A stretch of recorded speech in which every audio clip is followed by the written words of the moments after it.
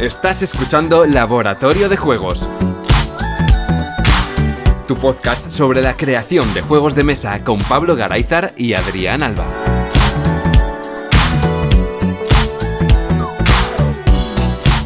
Bienvenidas y bienvenidos a un nuevo programa de Laboratorio de Juegos. Yo soy Adrián Alba y como siempre tenemos al otro lado de la línea a Pablo Garayzar. Hola, Pablo. Hola, ¿qué hay?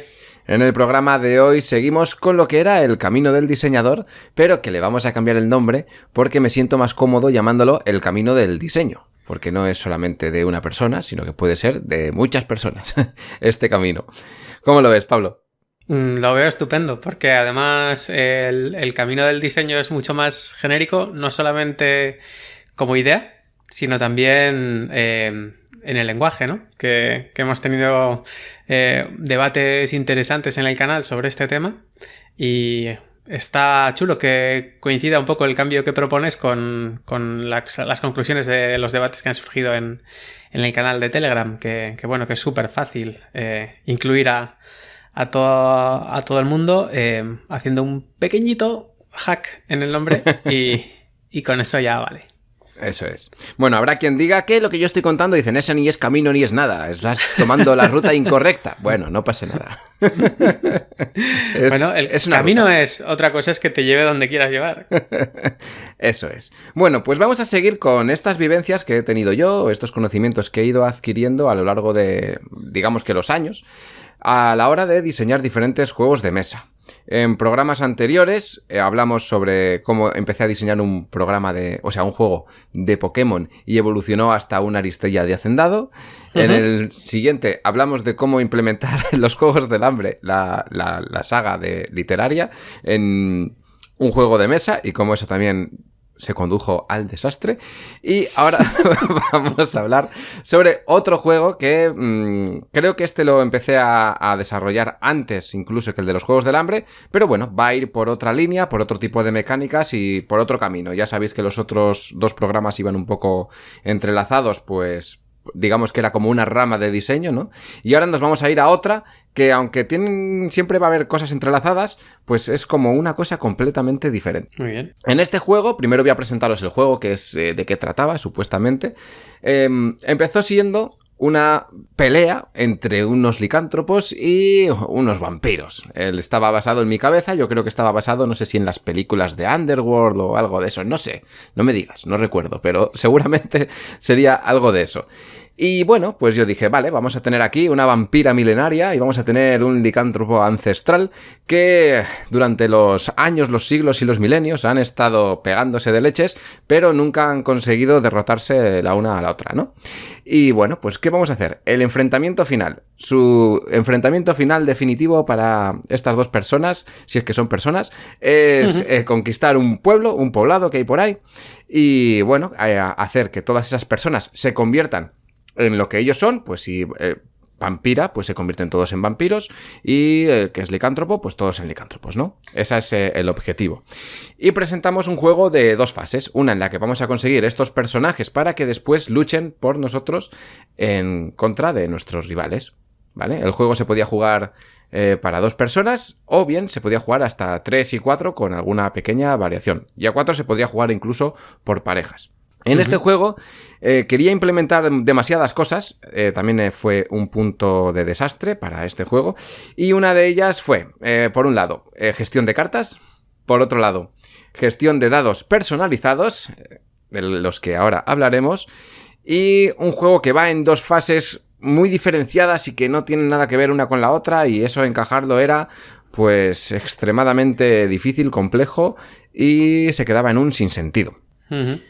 Quería meter también partes de ocultación, porque podíamos ocultar información al resto durante la partida de una forma un poco rara. Y también creé aquí una pequeña IA súper básica, súper sencilla. Tan sencilla como que prácticamente es tirar un dado, ¿no? Pero bueno, luego hablaremos de ella.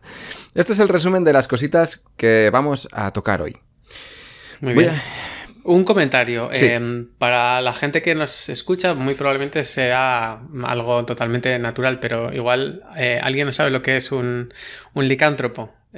Bueno. Hombres lobo, ¿no? Porque... Sí, bueno, en realidad licántropos no están asociados solamente a hombres lobo. Porque hombre lobo al final va asociado a hombre y a lobo, que es una persona que se convierte en un lobo o algo así. Y la licantropía va asociada a cualquier tipo de transformación que convierta a un ser humano en un animal. O algo por el estilo. No, yo iba un poco más por, por la etimología. Sí. Licos es lobo y antropos es hombre. Pues bueno, supongo que irá por ahí, pero está muy bien el apunte porque es que yo de este tipo de fricadas no conozco, no sé.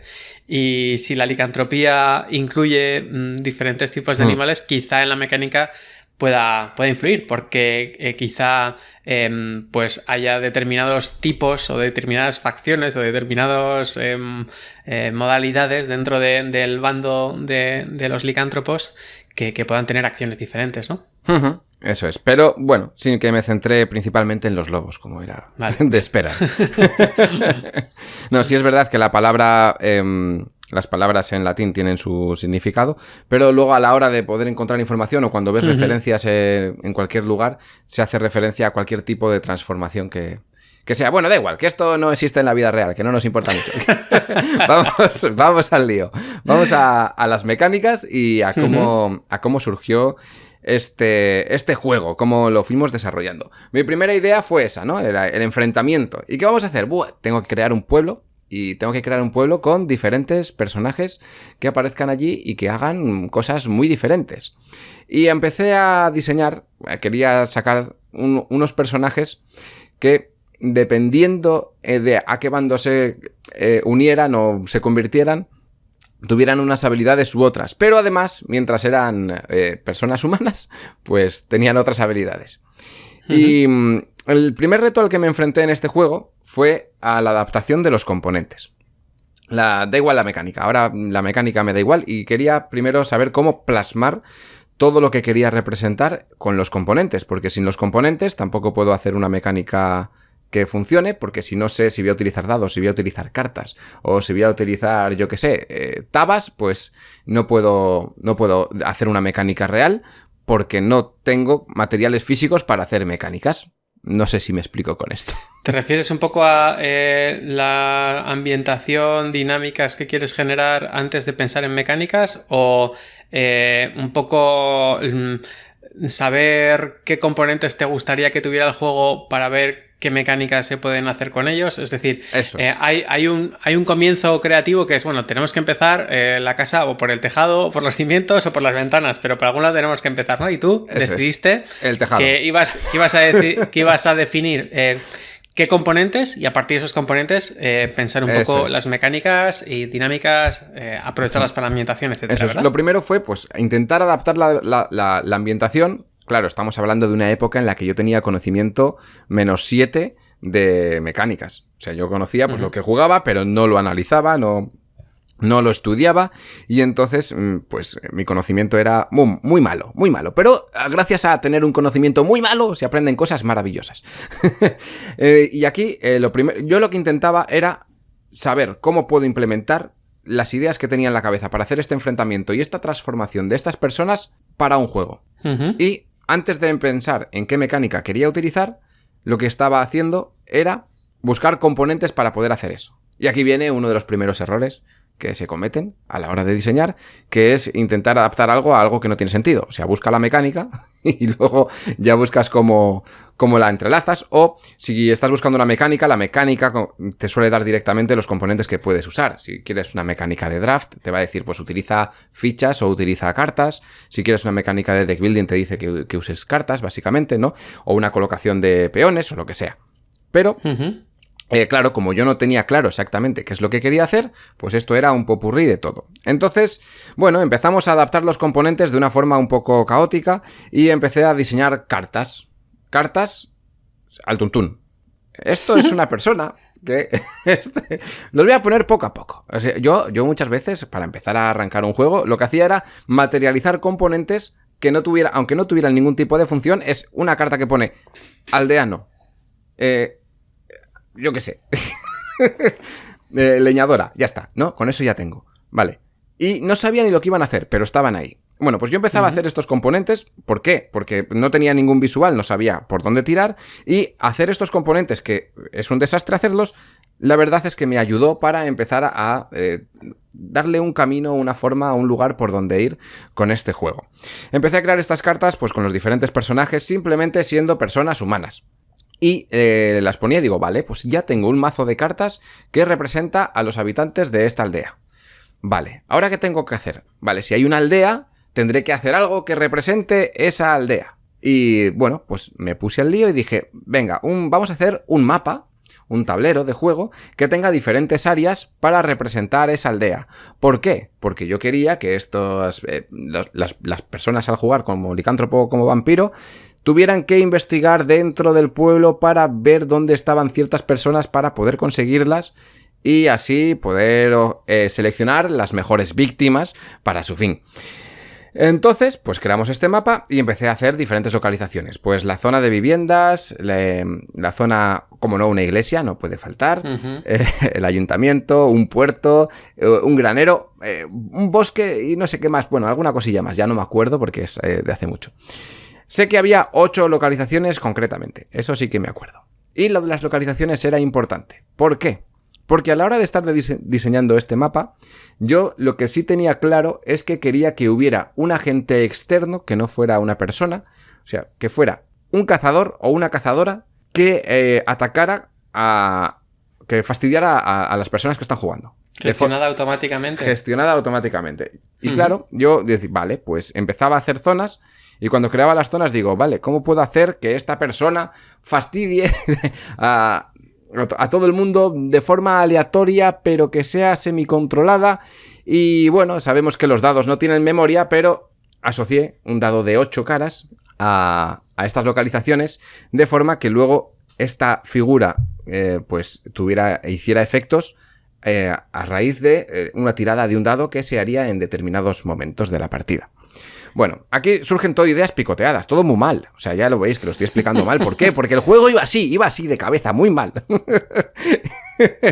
y bueno, pero a mí sí que me interesa bastante esta forma de crear, que es, bueno, yo voy a poner todo encima de la mesa y luego vamos a ver si le damos un contenido, ¿no? O le damos una estructura o le damos una mecánica que hile todo, pero también está bastante bien decir, bueno, venga, como alguna gente que hace recetas así, bueno, recetas no, todo lo contrario, cocina sin receta, muchas veces dice, el arroz del final del verano, ¿no? Que dices, con todas las sobras que me ha quedado en la despensa, que la tengo que vaciar, a ver qué arroz preparo, ¿no? Y es un poco eso, vas sacando y dices, mira, pues tengo aquí un paquete de arroz, tengo medio paquete de judías verdes, tengo no sé qué, tengo pollo por aquí descongelado, y vas metiendo cosas, poniendo encima de la mesa, y luego dices, bueno, aquí hay unas cuantas cosas que se tienen que caer, es decir, nos ha sobrado mucho ketchup, pero no puede estar en el arroz. Hemos visto que hay sabores que se van a pisar, no sé qué tal, y los vamos quitando, pero el hecho de ponerlo todo encima de la mesa, a pesar de que sea un picoteado, como tú dices, creo que ayuda un poco a ver qué ideas o qué conceptos quieres tener, que luego además muy probablemente, nos lo contarás luego, pero muy probablemente intuyo que todas esas cartas que preparaste igual al final no acaban siendo cartas, o esas localizaciones que hay en el mapa pues igual acaban siendo diferentes, etcétera. Pero esa puesta encima de la mesa de todo me parece que también es una manera de diseñar, aunque sea un poco aunque sea poco certera y que no vayas a tiro hecho, sino digas, mira, vamos a ponerlo todo encima de la mesa y vamos a ver si le vemos un sentido a este caos, ¿no? Sí, esa era la intención. Era plasmar todo, es como eso, ¿no? Tormenta de ideas y luego a ver si las ordenamos cuando podamos. Básicamente era eso. Bueno, pues después de este popurrí, el juego va a tener losetas, va a tener tablero, va a tener cartas, va a tener peones que van a representar a los vampiros y a los licántropos, va a tener dados personalizados y ya, pues seguro que alguna cosa más que haya por ahí, que ya veremos más adelante. Lo bueno es que va a ser muy barato de producir, ¿no? Sí, súper barato, vamos, esto es espectacular. Esto, nada, un juego de 15 euritos en caja pequeña.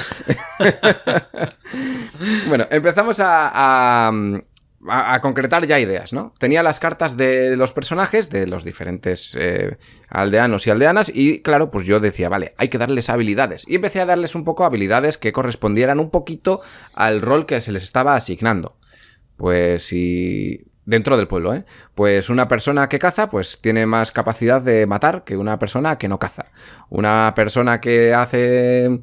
que mendiga, pues no tiene menos posibilidades de darte palos, ¿no? Y al final todo me quería centrar en el combate, todo el rato pensando en el combate, a ver qué podemos hacer. Habilidades, luego las habilidades sí fueron poniéndose un poco más centradas en cada personaje, pero sobre todo en el combate. A ver que este tipo de persona podría atacar mejor, peor. Y dije, mira, voy a hacer... Qué divertido va a ser esto, que voy a hacer unos dados personalizados para hacer que cada personaje, cuando vaya a ser capturado, lance unos dados acordes a, dependiendo de sus características, lance un dado u otro para poder enfrentarse a lo que está sucediendo.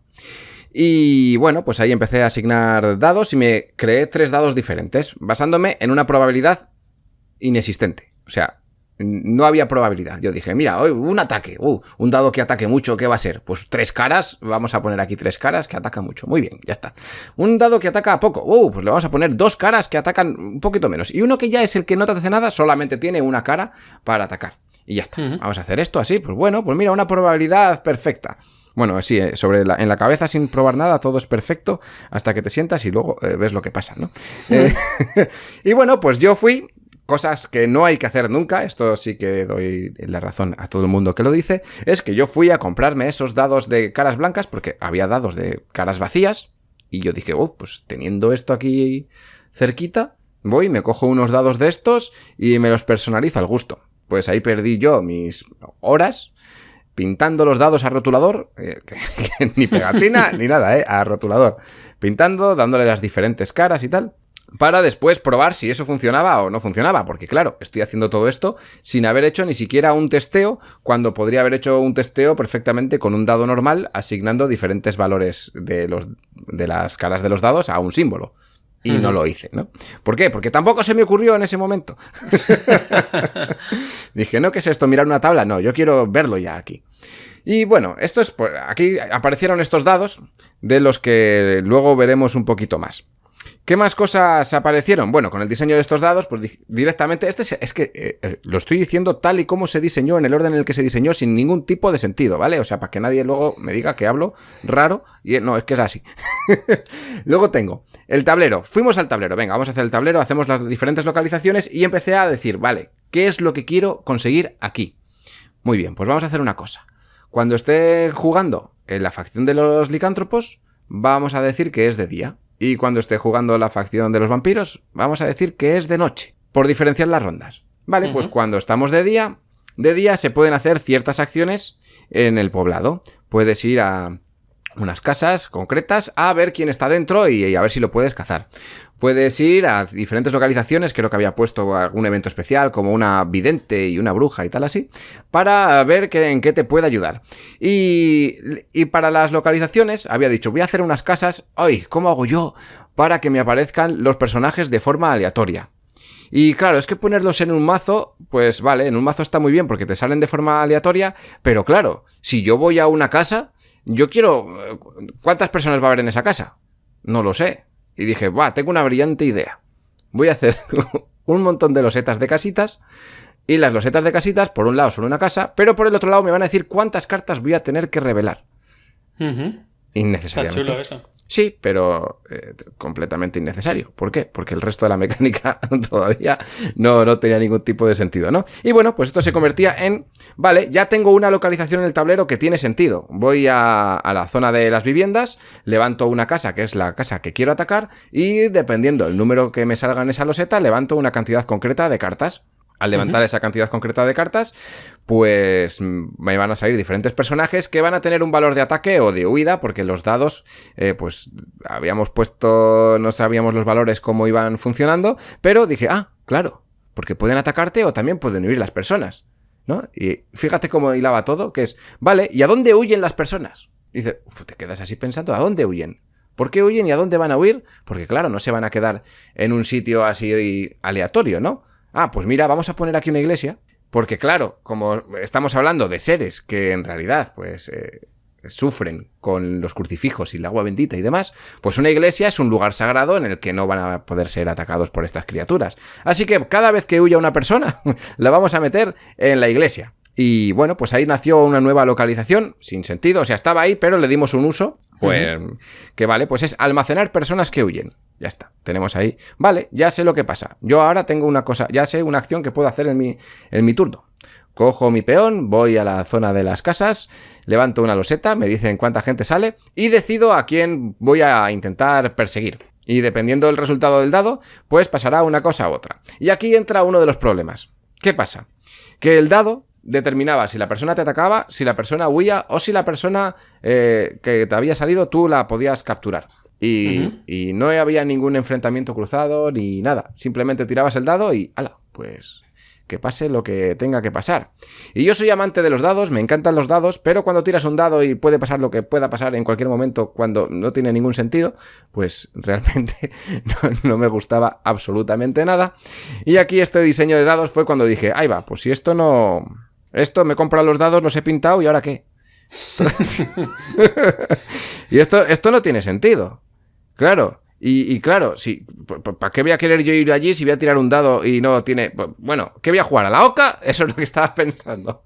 Y dije, pues no. Más que la oca es una lotería total, ¿no? Lotería total. Lotería total. Te podían salir 7 personajes, pues cada uno te tiraba un dado y dependiendo de lo que saliera, pues te pasaba una cosa u otra. Y sí, como si fueras un Pokémon. O al revés. Sí. Bueno, aquí es la primera lección que dije, vale, estos dados no sé por qué he invertido el tiempo en hacerlos. La idea de tirar dados personalizados me gusta, pero por mi cabezonería no tiene ningún tipo de sentido. Y ya le veremos si le buscamos solución. Solución, sí, es un determinante para dejar ese juego guardado en un cajón y quemarlo si hiciera falta. Pero aquí teníamos más cositas. Dentro de las cartas, pues yo, como había dicho antes, quería que cuando convirtieras a una de estas personas en ¿cómo se llama? En licántropo o en vampiro, tuvieras la forma de decir, vale, ¿qué carta es esta cosa y qué carta es esta otra, no? Y a mí no se me ocurría poner más de un tipo de información en la misma carta. Por lo que tenía la carta de los aldeanos y por otro lado tenía otras cartas que había hecho que era, por un lado era vampiro y por otro lado era licántropo. Y cada vez que cazabas a una de estas personas tenías que ir y buscar la carta correspondiente que hubieras cogido. Con lo fácil que habría sido poner todo en la misma carta, ¿eh? En la parte de arriba es la aldeano y cuando bajas para abajo le pones como en 3 partes para ver qué diferencias tiene siendo un tipo de personaje u otro. Pues bueno, pues aquí me lié la manta a la cabeza, hice un montón de cartas. Bueno, cartas, papel cortado. Tampoco me vine yo muy arriba, ¿eh? Aquí papel cortado. Tú ya has visto mis primeros protos, Pablo. Sí. Y ese era en rotu. Sí, y... mucho rotulador carioca y mucho papel. Rotulador carioca y listo. Aquí no había ni carioca. Aquí era cuadraditos del color del dado y un pequeño texto escrito a mano diciendo este hace esto y este hace el otro. Y ya está. No tenía mucho más. Pero si fuera arte final, ahí en tu diseño habría una carta extra, ¿no? Que lo que estás diciendo es que debería haberse integrado todo en la misma carta. Debería haberse integrado todo en la misma carta. Y aquí otra lección que aprendí en el diseño, porque esto es una de las primeras veces que empezaba a diseñar, que era, mira, pues ya sé cómo hacerlo. Todo en una carta podría estar bien. ¿Que lo quiero matizar un poco más? Pues antes de pasar a todo en una misma carta, dije, a ver lo que hago. Y se me ocurrió la brillante idea de meter un componente extra que era... no, ya no quiero las cartas de los aldeanos. Ahora quiero que sean fichas que aparecen de una bolsa. Y he metido una bolsa extra ahí que no viene a cuento, pero ya hay otra bolsa en el juego que no tiene ningún tipo de sentido. Todo esto llevado al desastre, yo quería que funcionara y entonces al final lo que sí pasó es que el sistema del turno sí empezó a cobrar sentido. Empecé a darle funciones a las diferentes localizaciones y a crear diferentes componentes que hacía que todo tuviera un poquito más de sentido. Durante la partida, habíamos dicho que eran 2 fases. En la primera fase teníamos que intentar conseguir a estos personajes y para conseguirlos ya teníamos en el mapa y en estas localizaciones que yo había creado había puesto pues las localizaciones de las viviendas donde podías ir a capturar a gente, había puesto un ayuntamiento donde podías ir a intentar dominar de una forma mucho más difícil al alcalde o alcaldesa, lo que hubiera tocado en cada partida, y así tener unos poderes extra que te permitirían hacer acciones extra durante la ronda e intentar también hacer acciones ocultas, que eso viene más adelante. Luego teníamos a la bruja, a un vidente, y la bruja lo que hacía era venderte cosas para derrotar a tu enemigo. De forma que tú podías ir a la bruja y decir, bueno, yo soy licántropo, pues quiero comprar ajo para fastidiar al vampiro, y yo soy vampiro y quiero comprar plata para fastidiar al licántropo. Básicamente. Había muchas más cartas, como pociones y cosas que te puedes tomar, y a la vez podías alterar al juego pues diciendo, no, es que me voy a ir a la bruja, que la voy a convertir para mí para siempre, y elimino el mercado de la ecuación. Aparte de eso, pues en el juego dije, vale, durante la partida puedo ir a estas diferentes localizaciones que me van a dar diferentes efectos. Y luego, ¿qué pasa? Vale, pues si yo consigo una persona directamente, lo suyo sería que, como va a tardar, esto metiéndome en la mecánica, o sea, en la temática, como va a tardar bastante en convertirse, no se va a convertir así una persona de un día para otro, o sea, en un segundo no se convierte, va a tener que dar un proceso de un día o lo que sea. Entonces, vamos a tener que, cada vez que capturemos a alguien, que ya era difícil porque los dados eran súper aleatorios, cada vez que capturas a alguien, lo vamos a meter en una localización que vas a meter tú en la localización que tú quieras. Coges la carta y lo tienes que esconder en una localización, y eso puede pasar que los rivales te vayan a la localización donde tú has puesto ese cadáver que se va a convertir en lo que sea y fastidiártelo. O incluso con la IA que habíamos creado de este cazador, pues también que fuera allí y diga, aquí hay... ¿Qué pasa aquí? ¿Qué tenemos aquí? ¿Tenemos un cadáver que se va a convertir en algo? Pues me lo cargo, ¿no? Hacer eso. Bueno, la idea... ¿Y cómo lo ocultabas? ¿Cómo la idea feliz. ¿Cómo vamos a hacer la ocultación? Pues para esta ocultación había dado... cada persona tenía en la mano cartas de las diferentes localizaciones. Tenías una de cada localización. Y cada vez que capturabas a alguien, lo ponías enfrente de ti y le asignabas boca abajo una de las cartas de localización. De forma que solamente tú sabías lo que habías puesto. A no ser que alguien fuera allí a buscar, tú tenías que revelarlo. Y vuelve a pasar aquí otra cosa. ¿Qué pasa? Hay que revelarlo, y si hay que revelarlo, lo tengo que revelar yo. Y alguien ha ido allí, y...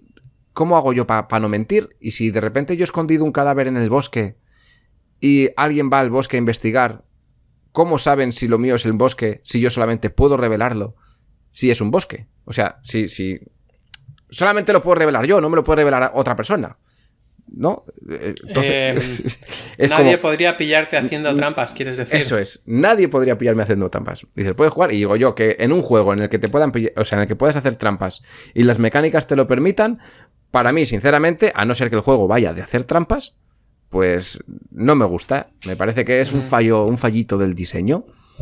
Pues bueno, pues aquí metimos extra, otros componentes, más cartas al asunto para algo que, si lo piensas bien, era completamente innecesario.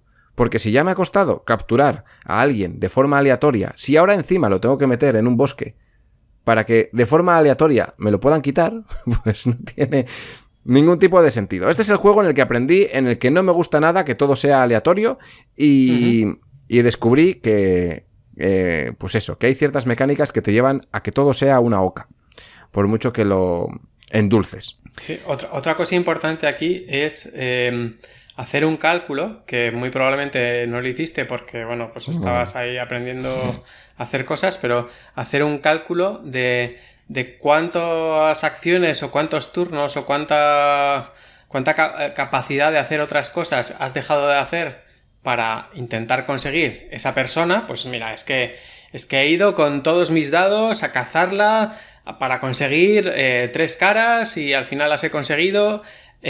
Además la he escondido en el sitio que está más lejos del resto de gente que está jugando, y resulta que me la podrían fastidiar si lo hacen así y tal y cual. Entonces hacer un poco esa resta, ¿no? Decir, bueno, yo he invertido 3 turnos y 4 dados y una localización importante.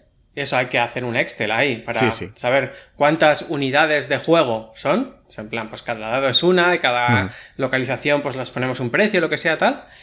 Y alguien con un poco de potra podría fastidiarme todo eso. Es decir, existe una posibilidad de que alguien gastando un dado o gastando una de sus acciones de buscar o lo que sea, no conozco el juego, pero algo que es mucho más barato dentro de la economía del juego que nos hemos montado, que ya os digo que no es una economía como tal, sino que es cuántas unidades de juego o cuántas unidades de tiempo has dedicado para conseguir finalmente convertir ese aldeano o esa cazadora en tu bando. Uh-huh. Joder, si alguien te lo puede desmantelar gastando una séptima parte, pues el juego está rotísimo, ¿no? Sí, así es. O sea, es rotísimo, pero es que es sin sentido, como te estaba contando. Y bueno, pues creo que había alguna cosa más en el juego que quizás podíamos comentar, pero esto es lo principal, lo más, las mecánicas básicas, cómo funcionaban.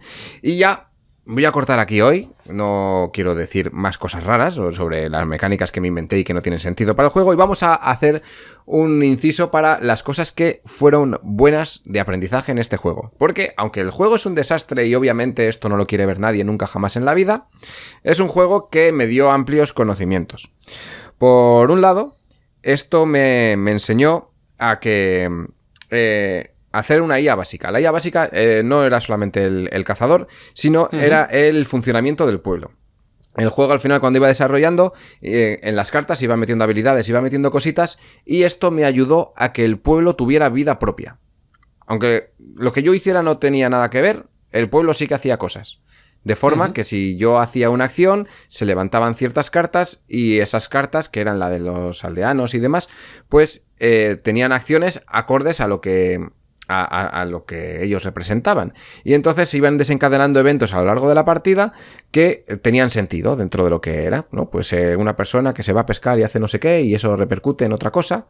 Bueno, una IA que eran, pero que se repercutía en acciones. Y estas acciones todas iban enfocadas, mal enfocadas, pero todas iban enfocadas pues a la búsqueda de la aldea de sus enemigos. Porque no dejamos de ser los jugadores enemigos de la aldea. Y la aldea quería defenderse. Bueno, pues la aldea, las acciones que hacía las aldeas, de cómo se defendían, de cómo se movían, en combinación con cómo trabajaba el cazador, pues todo tenía bastante sentido. Y bueno, pues aquí la primera IA básica, por así decirlo, IA básica, vamos a decirlo, pero porque el juego jugaba solo. O sea, sin yo hacer nada, el juego jugaba solo. Y esto me dio las primeras nociones de, vale, si yo hago ciertas cosas... el juego puede fluir por aquí y va a haber mecanismos que me van a ayudar para que sin que todo el mundo tenga que estar haciendo cosas, esto funcione solo, de forma orgánica dentro de las acciones propias de las personas. Porque muchas veces lo que tenemos son mantenimientos, ¿no? Unos mantenimientos tediosos en el que acaba una ronda, vale, pues ahora tienes que mover aquí a 7 caballos de la derecha a la izquierda, después pones una madera en el centro, luego cuentas cuántas uñas te quedan largas y... A ver, entonces se hace un poco tedioso. Y aquí lo que sí había conseguido era que muchos aspectos del juego se integraran dentro de los movimientos propios de los jugadores de forma que no existieran fases de mantenimiento ni nada, porque con tus propias acciones ya pasaban cosas. Y no eran cosas tediosas, sino que eran movimientos muy pequeños y muy orgánicos. Esto por un lado. Por otro lado, aquí el uso de los dados personalizados, aunque fue un desastre, fue una motivación y yo estaba súper contento pintando mis dados personalizados, que me quedaron como un churro, por cierto. Pues con estos dados, la verdad es que fueron el desencadenante para que empezara a hacer matemáticas en los juegos.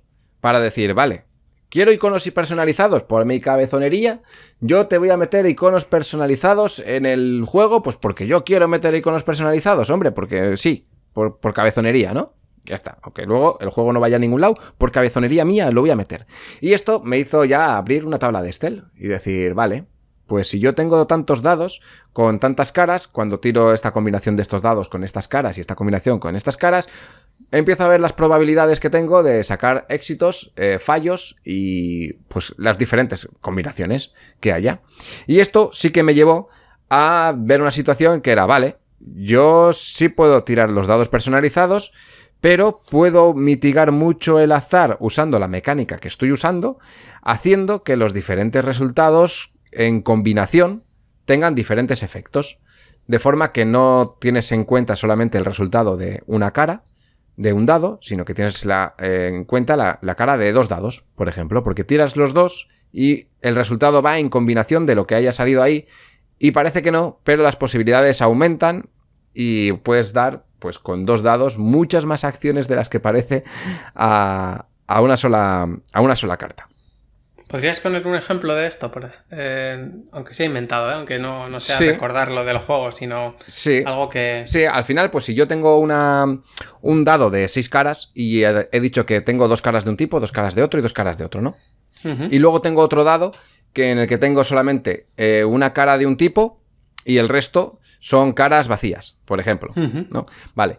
Y yo puedo poner que la combinación de las caras vacías es como que es un resultado vacío. La combinación de una cara vacía con un éxito es un resultado exitoso y la combinación de 2 caras exitosas pues es un éxito supremo, por ejemplo. Uh-huh. Entonces, dependiendo de los dados que estés combinando, esa probabilidad aumenta o disminuye respecto a las caras que tienen cada dado. Vale. Uh-huh. Sí, entonces tú en la mano, por ejemplo, podrías tener 4 dados, ¿no? Cada uno con diferente diseño. Solamente con 2. Solamente con 2. Y, hacía falta. pero decidir, voy a usar este y este otro, Uh-huh. porque justo esta combinación para esta acción que quiero hacer, en teoría, me da muchísimas más posibilidades. Luego, los dados son muy cabrones, pero sí. En teoría estás haciendo un poco esa multiplicación. Juegas un poco más la probabilidad, óptima, ¿no? Eso es. Uh-huh. Y esta probabilidad iba asociada a cada personaje. O sea, las cartas de los personajes pues tenían diferentes habilidades y había habilidades que eran más fáciles de conseguir, habilidades que eran más difíciles y tenían unos dados asociados para determinar esa dificultad. Lo hice con dados personalizados por cabezonería. Pero que si lo haces con dados de 6 caras, pues que te vale igual.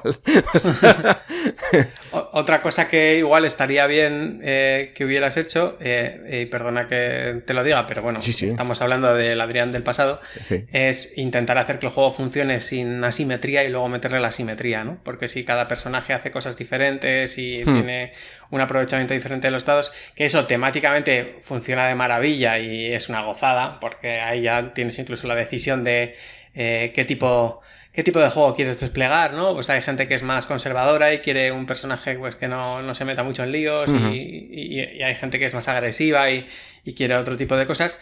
Pero, joder, todavía sin tener un sistema más o menos robusto, empezar a meter habilidades especiales y cosas esas, pues... Era simetría entre los personajes, pero a la hora de, pues si se convertía en vampiro o se convertía en licántropo, era exactamente lo mismo. Igual. O sea, no había diferencia de los jugadores, pero sí dentro de las cartas. Aún así, el equilibrio entre ellas había que mantenerlas. Pero sí es verdad que a la hora de empezar a hacer estas combinaciones, la gestión que yo podía hacer por mi cabezonería de meter esos dados era mucho mayor. O sea, que esos dados hoy en día digo, no meto esto, vamos, pero ¿qué haces con tu vida? Claro, se te complica. Claro, es innecesario, porque podías hacer lo mismo con otras mil formas que tienes para gestionar esos recursos. De todas formas, como nada tenía sentido, pues bueno, sí que sacamos cosas en claro, que es lo bueno. Y yo agradezco haber hecho ese diseño, porque la verdad es que me empezó a servir para empezar a usar las matemáticas no solamente para eso, sino también para las cartas. Si quieres hacer un mazo de cartas, pues controlar bien cuánta probabilidad tienes de que te salga un tipo de carta o que te salga otro tipo de carta. Lo mismo con la cantidad de fichas que vayas a usar en el juego, o con lo mismo con las tiradas si estás utilizando dados, por ejemplo. Y creo que es algo básico que ya todo el mundo debería mirar desde el principio, pues la probabilidad de lo que tienes en sacar ciertas cosas. Lo puedes hacer por ensayo y error, como empecé yo. El ensayo fue el primer día y decir esto ya sé que no funciona, después de tirar 2 veces. Pero es un ejercicio, el ejercicio matemático es mucho más sencillo. Si lo piensas bien, tardas menos en hacerlo con un Excel que haciendo las pruebas, ¿no? Aunque no tengas ni idea de matemáticas, da igual. Lo vas a hacer con un Excel y ya te apañarás para ver cómo lo haces. Pero es muy fácil. O sea, tú tienes diferentes símbolos y dices, vale, ¿cuántas veces me sale este símbolo en esta tabla? Y haces comparaciones. Simplemente pones una simbología en una columna, otra simbología en una fila. Y vas poniendo X de cuántas veces van coincidiendo. ¿Coincidiendo? Joder, madre mía. Coincidiendo. Eso, ¿no? Entonces, lo puedes hacer de forma sencilla sin tener mucho conocimiento. Y luego ya, pues si quieres meterte un poquito más en arena, pues ya te pones a hacer cálculos para saber cuántas posibilidades tienes exactas en porcentaje de que te toque unas cartas u otras. Y bueno, pues hasta aquí creo que este juego del que vamos a hablar hoy. Ahora, si quieres comentar alguna cosa y darme palos, pues te voy a dejar. No, ya hemos ido comentando cosas. Está muy bien hablar de este tipo de prototipos que empiezan con mucha ilusión y bastante desconocimiento, que es un poco pues como empieza la mayoría de la gente que se dedica a los juegos de mesa desde hace bastante tiempo, pues que primero empiezas con la afición ya más a nivel de juego y luego ya dices, venga, voy a intentar hacerlo yo.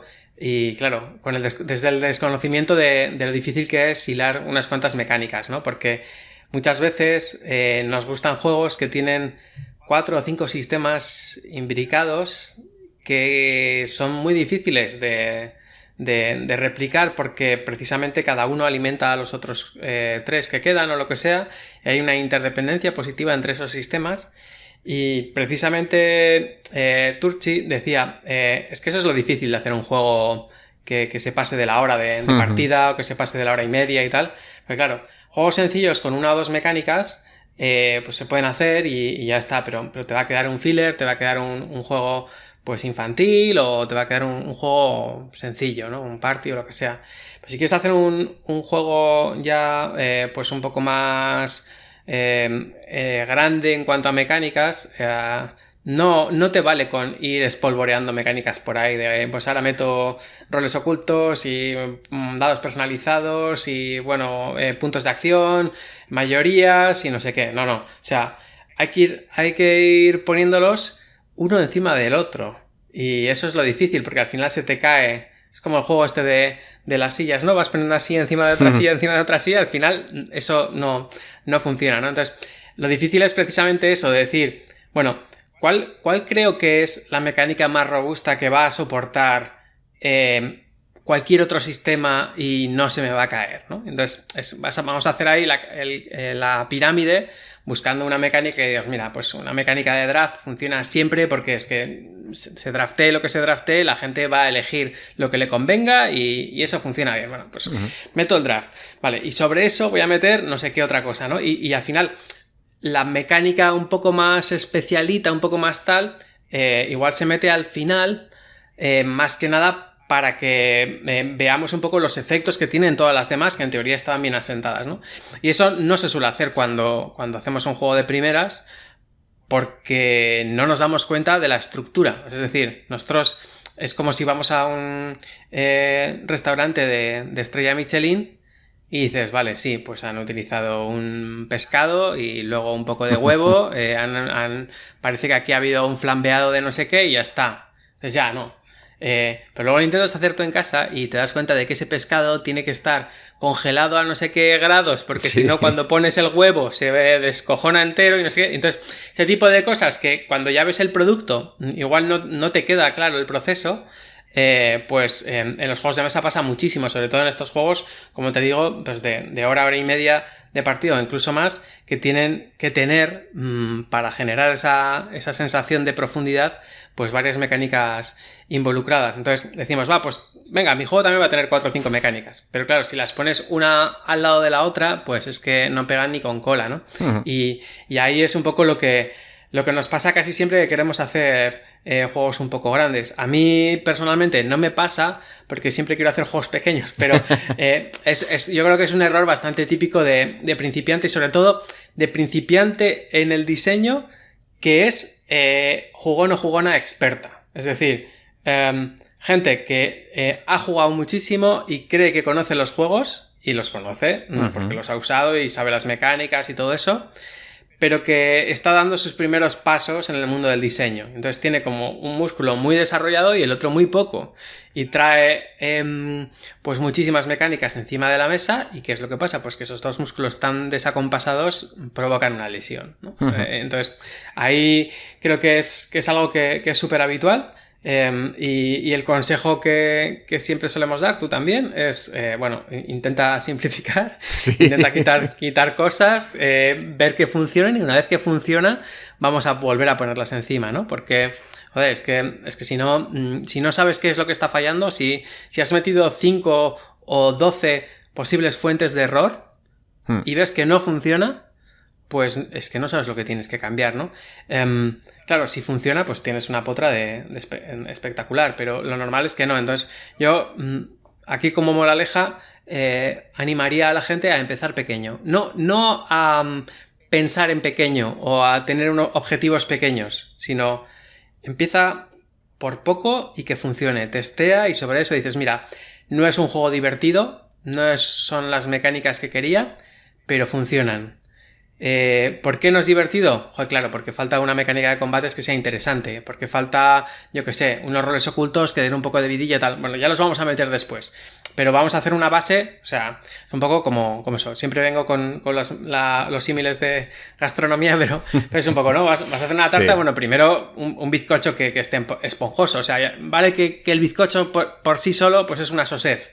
Pero, joder, no empieces a mezclar movidas porque es que igual ni siquiera tenemos la base de la tarta. Uh-huh. Entonces, aquí, pues eso, recomendación, empezar pequeño y sobre eso ir construyendo cosas por encima. Y es lo más difícil. Cada mecánica nueva que metamos, cuando ya tengamos 3 funcionando conjuntamente de manera más o menos orgánica y bien, meter la cuarta va a costar más. Y una quinta mucho más, y una sexta más, sí, y quizá ahí deberíamos parar. Aquí podríamos poner el ejemplo de Uwe Rosenberg. Su carrera en los juegos de mesa ha sido un poco así. Los primeros diseños que hizo era la persona que hacía juegos party. Tenía 4 o 5 juegos party en el mercado y de repente dio un salto y saca Agrícola. Un pepinazo conocido por todo el mundo. Después de Agrícola saca Caverna, refinando algunas cosas de Agrícola, que habrá a quien le guste más o a quien le guste menos, pero él lo hizo para un público que estaba demandando ciertas cosas que la Agrícola no tenía. Siguió diseñando y creció poco a poco hasta llegar pues Campos de Arle, Le Havre, demás, ¿no? Tiene unos cuantos juegos que van en la misma línea y si te fijas todos son los mismos, bueno, todos parten de la misma base, pero son juegos diferentes y cada cual parece que no, pero va cogiendo más profundidad. Sobre todo lo podemos ver con Patchwork, uno de sus grandes éxitos, a 2 personas que empezó haciendo Patchwork y luego pasó a juegos de colocación de losetas un poco más grandes, como podía ser Indian Summer.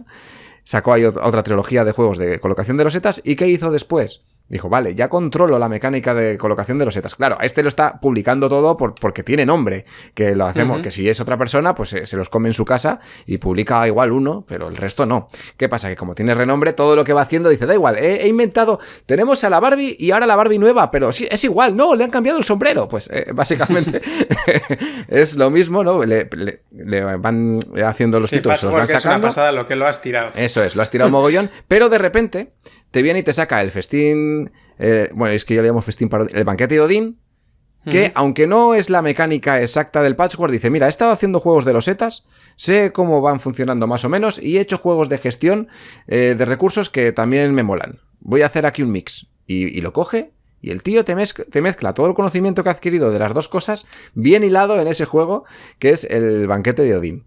Habrá quien le guste más, a quien le guste menos, pero la mecánica y todo cómo lo ha hilado es que es asombroso. Es muy chulo verlo, o sea, tal cual lo estás contando, porque incluso eso, gente que diseña, que tiene un nombre tan potente como para poder sacar cualquier cosa al mercado y que la compren, también ha tenido que aprender. O sea, es decir, es como cuando se analizan las obras pictóricas de grandes figuras del arte, que de repente dices, no, es que mira, aquí aprendió a gestionar la luz. Y entonces ahora en el siguiente cuadro es eso, pero mucho más. Y en el siguiente tal y tal. Entonces, aquí es un poco eso, ¿no? Es decir, joder, incluso gente que es tan buena tiene la humildad suficiente para decir, a ver, yo poliminos y colocación de losetas y no sé qué, pues no he hecho mucho. Así que vamos a hacer algo sencillito. No empieza con el banquete de Odín directamente, sino dices, no, vamos a hacer un patchwork. Cuando el patchwork funciona, es bueno, pues ahora ya me siento con suficiente conocimiento, le he dado bastantes vueltas a esto y vamos a hacer una siguiente vuelta, y otra vuelta, y otra vuelta, y otra vuelta. Que pueden ser en el mismo juego, en nuestro caso, porque como no nos publican nada, al final lo que tenemos son pocos títulos más refinados, o pueden ser en diferentes títulos, porque ya pues vamos sacando juegos como churros, ¿no? Y luego que hay veces que un juego con menos mecánicas es más interesante que un juego con más mecánicas o un juego con mecánicas más simples. O sea, a mí, por ejemplo, el Patchwork Express me gusta tanto más que el Patchwork. Porque es que, o sea, digo, me quita un montón de movidas que tiene el Patchwork. Normalmente yo juego a 2, me lo pone mucho más fácil, acaba antes, ocupa menos en mesa. O sea, le veo muchas ventajas y a veces dices, no, es que cuanto más grande sea el juego, mejor. No, pues hay veces que en la simplificación también está un poco el gusto, ¿no? Y ahí, otra de las enseñanzas, a veces no se nos ocurre hacer un juego lo suficientemente sencillo porque no controlamos. O sea, es decir, cuando ya controlas la mecánica, sabes qué es lo esencial y qué es lo accesorio y sabes quitar lo accesorio. Entonces hay veces pues que tenemos que hacer la primera versión y esa primera versión pues yo animo a hacerla pequeña, pero hay veces que no somos capaces porque no tenemos el conocimiento suficiente sobre las mecánicas que estamos utilizando como para darnos cuenta de qué podría sobrar. Y antes de que la gente se lleve las manos a la cabeza diciendo es que a este tío se lo publican todo porque tiene nombre, da igual lo que haga, pues hay que verlo de otra forma y es que gracias a que está publicado podemos aprender de sus errores porque cada diseño que saca esa persona, con toda la repercusión que tiene, sus diseños van a ser machacados constantemente por la comunidad. Y es algo que, vale, pues sí, le publican todo, pero a la vez tú vas a poder tener un conocimiento mucho más amplio de por qué esto funciona, por qué esto no funciona, y digamos que está mostrando su libro de aprendizaje al mundo. Sí, sí, el camino del diseño lo vemos, pero con juegos publicados. Con juegos, ¿no? publicados. Entonces, está genial porque muchas veces ocurre lo que en otros ámbitos se llama el sesgo de publicación, que en ciencia, por ejemplo, pasa un montón. Hay un montón de artículos que se publican porque el experimento que se ha contado o las líneas de experimentos que se han contado son exitosas y dan un buen resultado y genera la falsa sensación de que pues la ciencia siempre funciona o de que esos experimentos funcionan siempre cuando no te estás dando cuenta de que igual en un área se están haciendo 50 experimentos y se están publicando 7. Entonces cada vez más revistas especializadas en científicas están permitiendo publicar experimentos que no han salido bien. Por supuesto, no puedes publicar cualquier churro, sino que tienes que avisar, mira, yo voy a probar esto, voy a usar esta metodología, en principio está todo bien diseñado, es algo robusto, y vamos a ver si pasa o no pasa. Es un poco con... Entonces, yo tiro los componentes aquí encima de la mesa, creo que tiene todo sentido y luego vamos a probar, ¿no?